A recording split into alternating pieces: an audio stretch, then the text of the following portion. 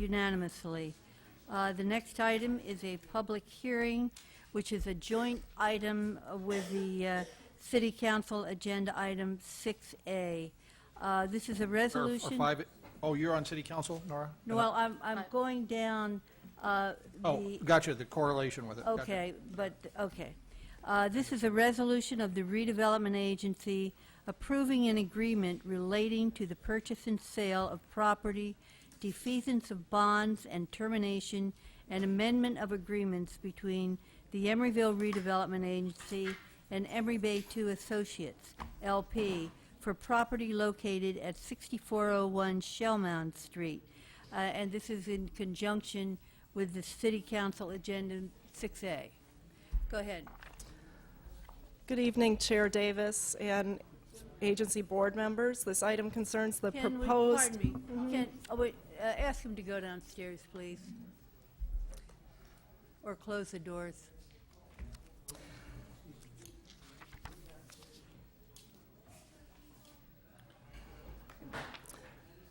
The item concerns the proposed sale of Emery Bay Club and Apartments Phase 2. The project owners, TMG Partners and Bridge Housing Corporation, which formed a limited partnership to develop the project, Emery Bay 2 Associates, approached agency staff last summer with a proposal to buy out the agency's ground lease on which the project's located, and then sell the project in its entirety to a third party.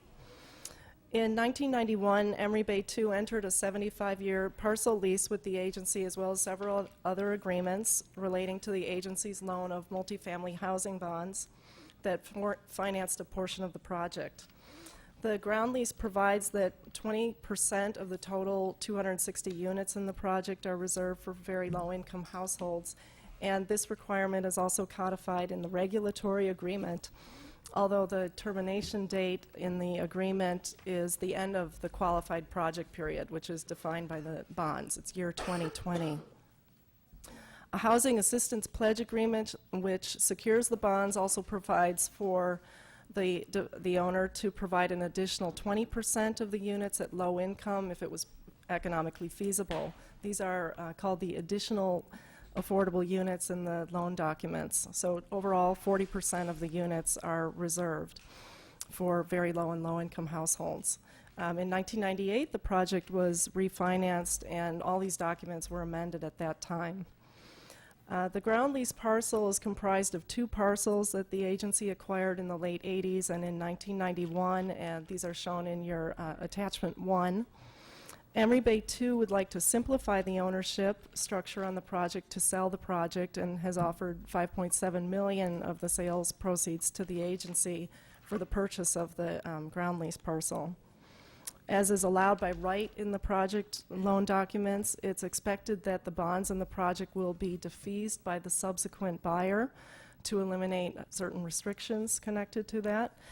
Defeasement of bonds, in case you're not aware of this, means that the necessary amount of U.S. Treasuries are put into an escrow account that the bond trustee holds, and that pays off the agency loan, but it allows the bondholders to keep receiving their payments.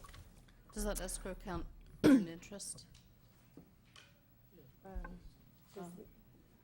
We could, and you know, and I have representatives of TMG and Bridge here tonight to sort of answer technical questions on that. Excuse me. Staff's been working with Emery Bay 2 to negotiate terms of the proposed sale of the ground lease parcel and the required amendments that are needed. These terms were presented to the Housing Committee in December, and they recommended them for approval, and the agency board had previously considered this in closed session. I'd like to present the key terms of the agreement, and then tonight Ann Silverberg, as I mentioned, from Bridge, and Scott Burgess, who's the general counsel with TMG Partners, are here. Staff has been told by Emery Bay 2 that they do have a subsequent buyer lined up. They're in due diligence right now. The sale of the ground lease parcel would eliminate the parcel lease and the 75-year term through 2066, but the qualified project period term, which is the 2020 year date, would remain affordable in the current regulatory agreement. Upon Emery Bay 2 sale of the project to the third party, it's anticipated, as I mentioned, that the subsequent buyer will defease the bonds. This results in termination of the Housing Assistance Pledge Agreement, which created those additional affordable low-income units. Thus, the units would no longer be required to be provided as affordable in the project.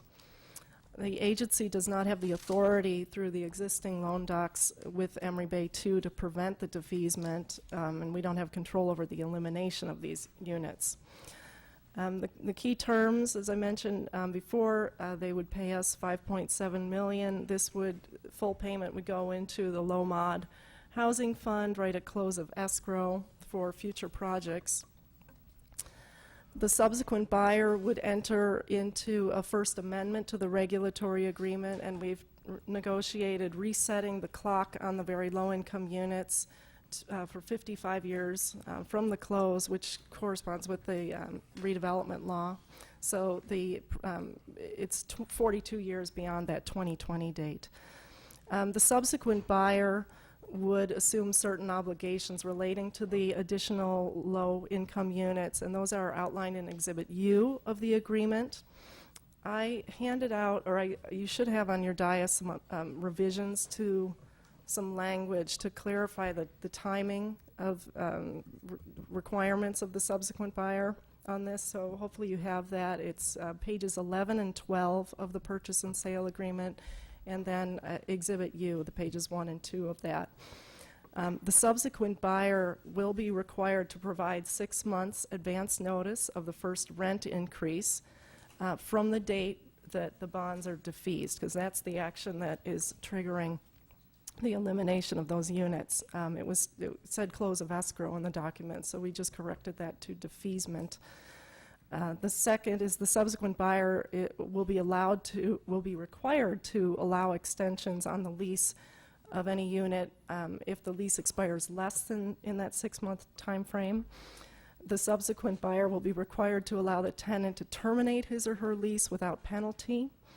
And we've added a clause in there that we would like to get copies of all the communications that they make to the tenants of the low-income units, so that the agency understands when they're being notified, so we can be, we have that information, because that plays into the displacement plan that we'll follow up on. Finally, in Exhibit V of the agreement are the various repairs that the subsequent buyer is going to be required to perform, some waterproofing and repainting the exterior of the project. When it reviewed the agreement terms in December, the Housing Committee recommended that occupants of the low-income units be granted first priority position in upcoming residential projects, part of our inclusionary program, projects that have designated low-income, below-market rate units for 2 years from the elimination of those affordability covenants. Staff reviewed the city's pipeline, and there's a table in your staff report, and depending on whether some of those projects could potentially be renegotiated, and then there are also some ones that we haven't negotiated yet, there could be potentially enough low-income units to cover the 52 units that are being eliminated. Staff believes there are important positive benefits with the proposed transaction. Obviously, the $5.7 million going into the low mod housing fund that can be used for units dispersed throughout Emeryville, the extension of the affordability term for the very low income units. The sale of the project results in the agency's bonding capacity to increase, and then the physical improvement of the building. It's it's an old structure at this point and needs some repairs. I can take some questions. Scott Burgess and Ann Silverberg are here at this point. Scott's firm actually prepared the agreements that the city attorney and reviewed, and so kind of detailed questions about that. He's available to answer questions on that. John, do you have any questions? No. Okay, Ken, do you have some Yeah, I had a questions? question. Can the low-income occupants of the current building, can they be given a first right of refusal to buy a unit at a below market rate unit? They're rental units, and the project is staying a rental project. Oh, okay, So, okay. It's not converting. All right. That's But fine. they are first in line. They would be first in line. They would, in our housing ordinance right now, residents of Emeryville have the kind of first priority cut. This would be a subset above that. Okay. I mean, they're Yeah, but already what's residents of Emeryville. What's interesting is it's a rental project, but my understanding is there's no income test once you become a tenant. And so if you are a longtime tenant there and you began your tenancy because you qualified because of your income, your low income or moderate income, there's not really an ongoing test of that. But Oh. the way that it's rationalized is that it's a rental project, and the person can, with greater income, then qualify or go on the rental market and find another unit. So Yeah, I mean, in ownership projects, we income qualify at the beginning, and then we don't income qualify as they continue to live there. But in rental projects, they do an annual certification process. oh, they do. Yeah, Oh, yeah. For okay. rental, it's I was different wrong. from the kind of initial. I'm sorry. That's okay. I have a couple questions. Dick, go ahead. Yeah, thanks. Amy, I know kind of how our waiting list for first-time home buyers operates, I think, and there are some people that get qualified and then don't make it in the lottery, and I guess they think we give them some kind of priority for the next project. But tell me about the pool relative to people that want to rent that would fit in these categories. You said Emeryville residents come first. Within Emeryville residents, I mean, leaving this out for the moment, within Emeryville residents, haven't we set some priorities, for example, for teachers or public safety employees or? In our ordinance, we don't have any additional, subset within. The ordinance just reads, residents, Emeryville employees, and then other. So is This- that condition that I'm speaking about, I think exists then in the first-time home buyers program, not necessarily Yeah, in the we rental have program? some special program, first-time homebuyer assistance for, I think, for teachers and for police and fire. I think we have like 0% down loans, Right. up to 20% of the price. It's a deferred payment, silent second loan. Okay. But it's not a priority in the lottery that's Okay. done when these projects initially market. Okay, so before we deal with the group that's going to be created by this sale, I'd appreciate if the Housing Committee could take a look at whether we want to create within the Emeryville resident group some additional priorities that maybe mirror those that we have in the home buyers program for groups like teachers and public safety. And I've suggested in the past that artists be added to that group. But that's a bigger picture thing beyond tonight. We're just dealing with this group. So going to this group, I totally favor giving priority. I guess the only thing I'd be concerned about is if there's a lot of people that have been on the list for a long time waiting to get a rental project, and I don't have any sense as to how many we might have waiting right now that are all of a sudden going to be bumped way down. It doesn't quite work that way. We have a very large list of people interested in housing in Emeryville, but it's a notification list that we maintain, and we require developers to send out information on new projects to that list. But there aren't sort of pre-qualified people on that list who would be bumped off from this list. Every project, every new inclusionary project has its own application period Right. and application process, and it's a new lottery list for that project. Great, and there's nobody that carries over from the old one. Only that special priority that the council adopted, I think, a year and a half ago, that it's folks who didn't get the unit of their choice, and they were approved for a loan, they get to move Right. to the top. But there's some That's again a special buyer's program, circumstances. though. That's a buyer's Okay, program. all right. And I have two other things. The other thing is I had a concern along Ken's line. I recognize that this is a rental project, but we've already had half of this whole project, go through the conversion process. How do we know that that's going to stay there? Because here's the concern, is I would hate to see this sale at which the people that are now affording to live there, if this were to be another conversion follow right on the heels of the last one, that all of a sudden a bunch of people that got, dropped out of the system because of rent increases wouldn't be in those units to exercise the right of first refusal if conversion is really just around the corner. And that concerns me. Mean converting to a for sale project? Yes. Yeah, I don't It's think not that's, possible. What are you saying? Because of the bonds that are, the restrictions that remain on the project We'll do what? prohibit that. Prohibit what? Prohibit Sale. conversion from Prohibit it. rental to So this, sale. this can't be like Emery Bay 1, that this can't convert to condominiums? Not for another 55 years. Really? So there's not a subdivision map already sitting out there on No, this? there is not. I didn't realize The whole that. project. Okay, I thought that it was the same as the other. Okay, I'll get to my last area then, and this is probably the most important. When we talked about having this priority group, I had left a message for the city attorney, so I'll ask him the question for all of us to hear. But I would personally, among the group that are going to be bounced out and can't find another place in Emeryville, I would like to give the top priority of these folks coming out of Emery Bay to families, to households with children in Emeryville schools.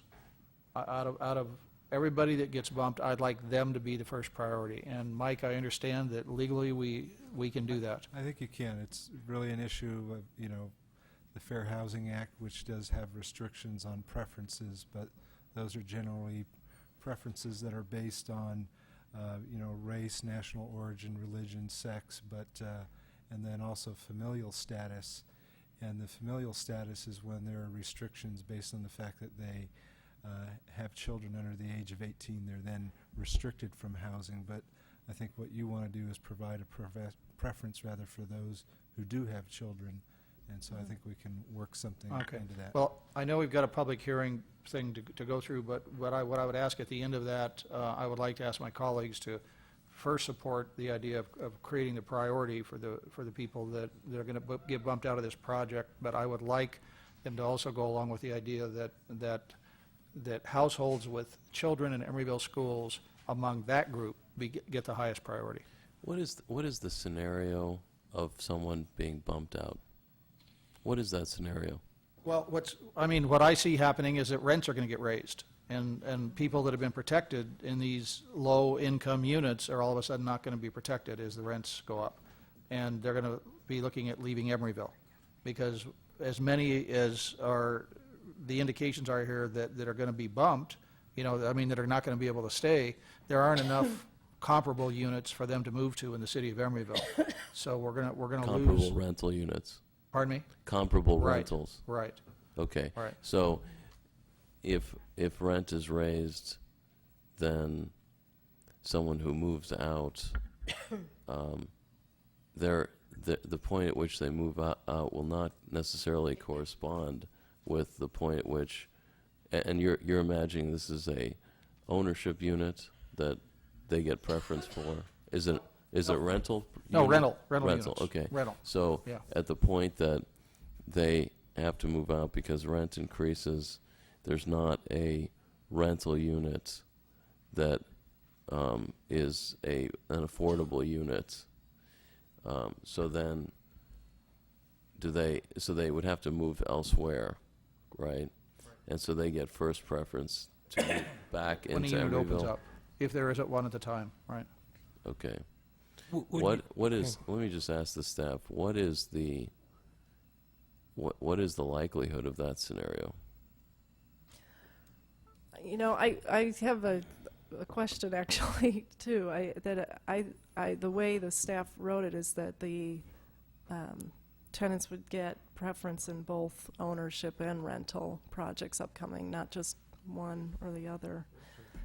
So the question is the likelihood of What there is, being in a other unit words- available, or In other words, if you look at the units that are subject to this change, and then you say, then what is the likelihood that the rents will increase such that among the units that are subject to this change, there are people that qualify for affordable rental units that will see their rents go up prohibitively and cause them to have to move to find another unit that is not as expensive.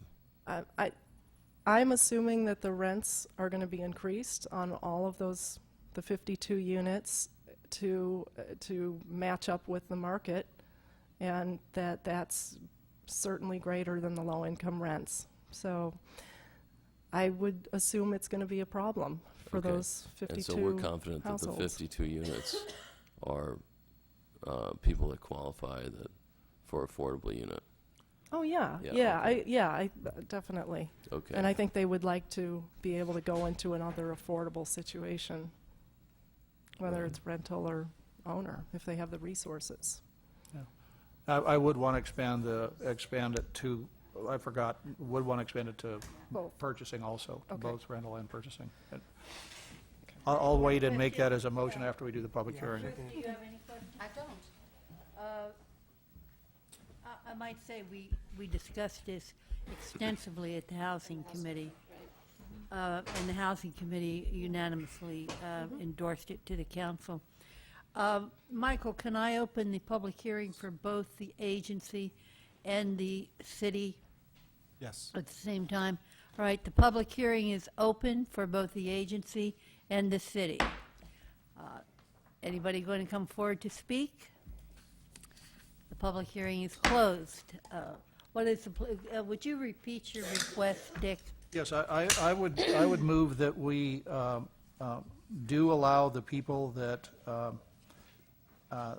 in the low-income group that are not going to be able to afford to remain as rents go up, that they be placed in a priority group for other affordable housing in the city of Emeryville, and that among those people that, and this is for rental and purchase, and among those people, a super priority, I guess, or the top priority would be to households that have children in the Emeryville schools. I'll I'd second that. support that.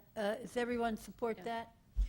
Do I hear a motion on the agency resolution? So moved. Second? Can that be incorporated into the resolution? Is that what?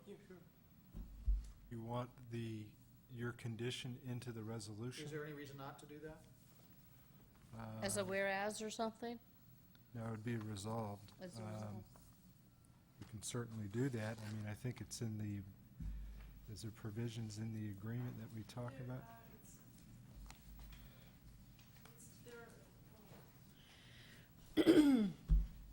These provisions for subsequent projects are not in the agreement because it's not Right. really It's something not an that's issue binding with on them. correct. So we could- yeah, we it's, ought to put it it's in the an added resolution. thing, yeah. Okay.